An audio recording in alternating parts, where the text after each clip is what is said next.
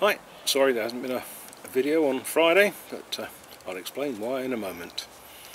But in this I'm going to tell you about the new rules regarding use of masks and what have you, and then tell you why I didn't get a video out on Friday. Okay, so here's the new rules. Eyes down looking.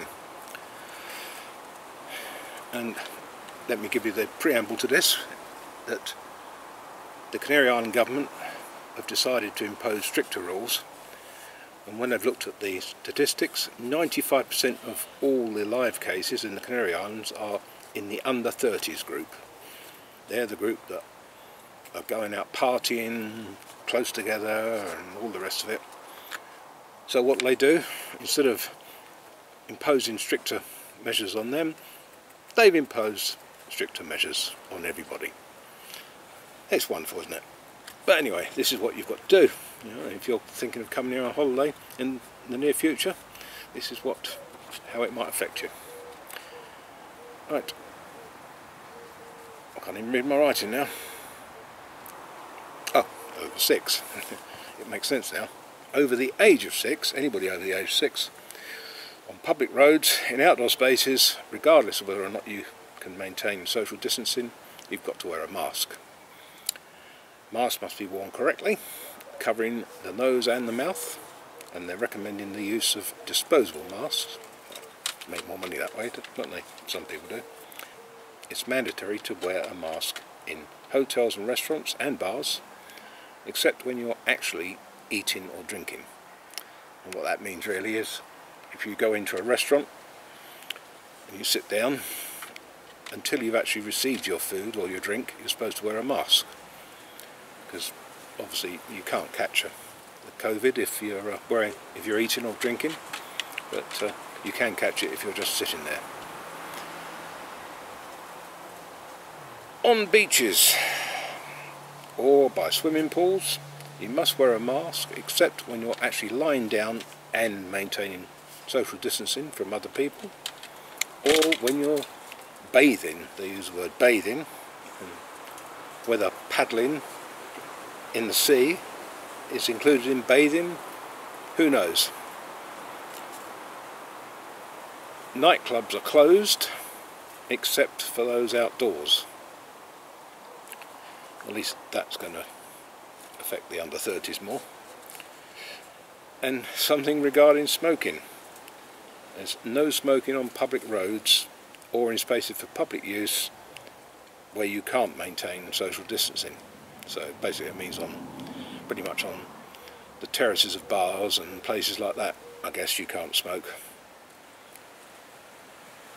But that's it really. That's the measures they brought in.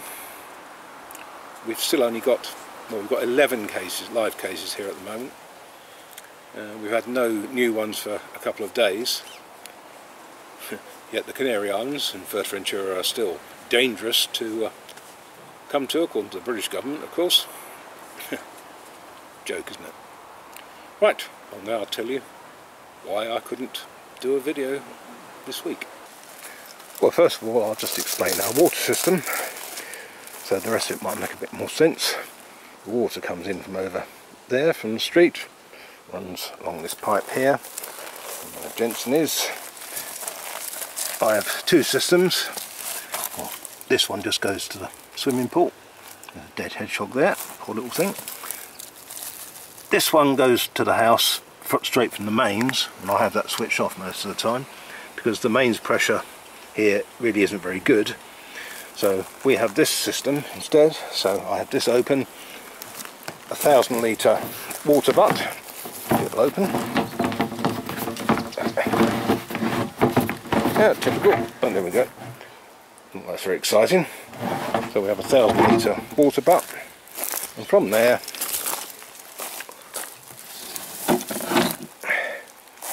it goes through a pump, and it's got a pressure valve on it, and out to the house. And it's a pressure system, so once the pressure reaches a certain level, the pump switches off because it maintains a good pressure. So anyway, the other day I was all set to go off videoing. I think it was Wednesday. Well, yeah, Wednesday I think. I was all set to go off videoing when I heard the pump was running and it didn't go off, which is odd. And I thought, well, I'm sure we're not using anything in the house, so I went and checked. The washing machine wasn't on, the dishwasher wasn't on, Sue wasn't showering, nothing like that. So I had to investigate. So I did this. Go around the front, around the back garden.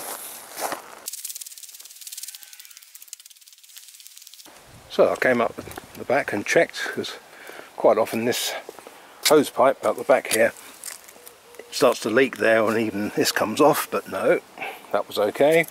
This is the pipe that comes from the pump, which is just the other side of this fence there. So I checked all the way around looking for leaks. No leaks there. It runs all the way around the back over there. Great system, isn't it? This is the mains water supply to the house. It runs all the way along the top of the garden there. It runs all the way around here, and then it comes into the house at this point. And there were no leaks. Yet when I checked, I reckon we were losing at least half of that water butt every hour. So it's 500 litres an hour was going into the house there somewhere and disappearing. So I checked all the way around the house, just like I did a year ago, looking for signs of water anywhere. No leaks, no water anywhere. Everything's dry. So that meant only one thing. We've got yet another leak somewhere under the floors in the bathrooms or the kitchen here, or even here in the utility room. So I couldn't go out videoing. I needed to try and get it sorted. So we needed somebody with the proper leak detection gear, which basically is ultrasonic or what have you.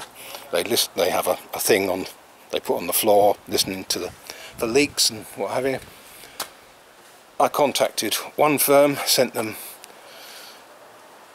a Facebook message, used their website contact form, sent them an email, sent them a text because I found a mobile number. No answer whatsoever. No answer for 2 days. I found another one, did the same thing. No answers from any of them. And finally on Friday, Sue found another number. And I sent them a message and they answered straight away. And they came out on Friday afternoon and said, yep, obviously you had to have a leak under the floor. So we'll get somebody, get our guy to come and check it. Well, he's coming tomorrow, Monday morning. So since Wednesday, I've had to shut off the water into the house, which you've just seen, but I'll just show you.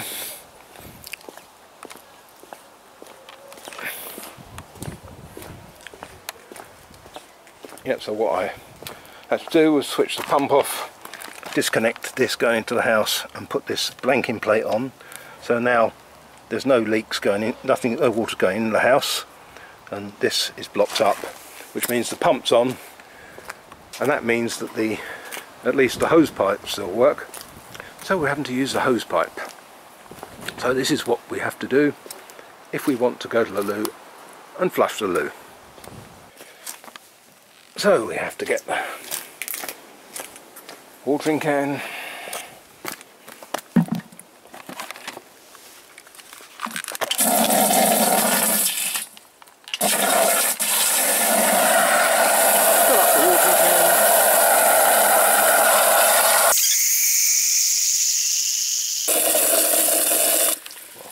for demonstration purposes,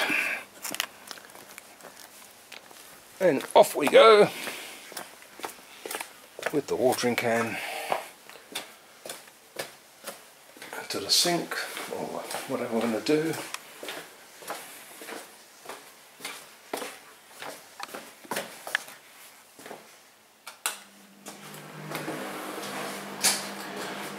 particular instance.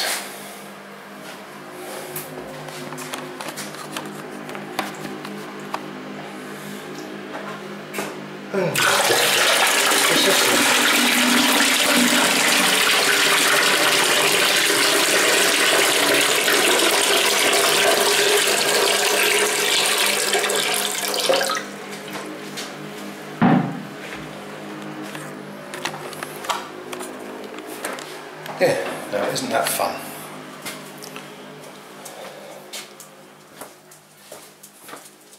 We have to do that every time we want to use the loo, or every time we want to wash up or have a wash. The only saving grace is that we do at least have the outside shower. So we've both been showering out here, but it is only a cold water feed, so it's a bit bracing, I have to say.